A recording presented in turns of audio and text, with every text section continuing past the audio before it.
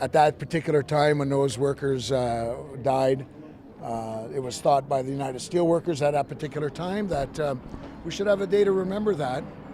And then it took off. And it just grew from there. I understand that there's training programs out there and that there's people that are bring awareness, and we have, lunch pail meetings, and we talk health and safety. But the fact is that we need this commitment to come down that it's not acceptable for somebody to take a chance. It's not acceptable for somebody to go to work and say, if you do this, we'll get away with it today. We need to be able to tell folks that, you know what, I really am committed to a healthy workplace, and I want you to be healthy when you go home, because you are invaluable to our companies. In fact, you're invaluable to the society. The government are listening.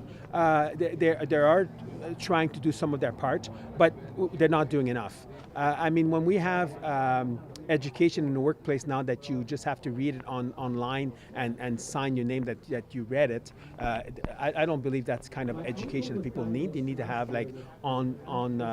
on site where people can talk to you about the disease. So there's still a long way to go, and we're trying to reduce the death, and we're trying to reduce the disease also. Incredibly, some 30 plus years after it was identified as a carcinogen, asbestos is still a problem that labor organizations want the government to act on now. The World Health Organization called for on a ban on asbestos throughout the world, and the Canadian Labour Congress has taken that torch and moved on with it. It's time that there's other substances that we can use aside from asbestos.